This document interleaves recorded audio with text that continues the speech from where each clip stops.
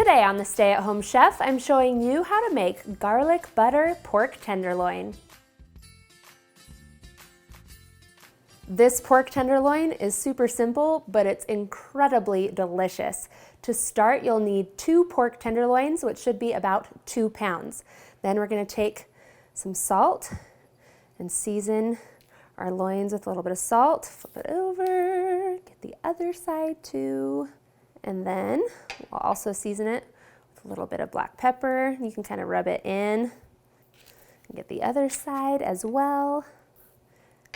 And last, we're gonna get some herbs on there with 1 teaspoon of Italian seasoning. You'll just sprinkle that on and rub that in on both sides as well. Once you have your pork tenderloins all seasoned up, we're gonna head on over to the stove and get a large, heavy skillet heating over medium heat. You'll wanna melt 1/2 cup of butter. Once the butter is all melted, we're gonna add in 5 cloves of minced garlic. I just add that in there and start sauteing it a little bit in the butter. The garlic really only needs about a minute to cook in order to release all of its flavor. Then we're gonna take our pork tenderloins and sear them right in that garlic butter. You'll want to brown your pork tenderloin all over on all of the sides, so make sure you keep turning it. See how it gets just kissed with brown? That's exactly what we're looking for.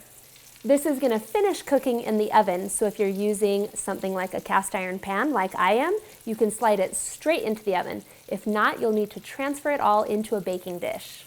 So we'll just slide this right into the oven. You'll want a 425-degree oven on that. It'll take about 10 to 15 minutes to finish cooking.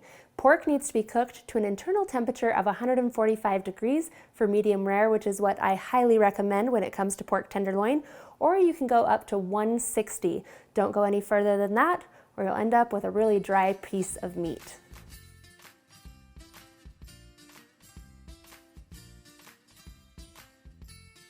Thanks for watching. You can find the full written recipe in the video description. Be sure to subscribe and check out the rest of my videos where you can find hundreds of restaurant quality recipes you can easily make at home.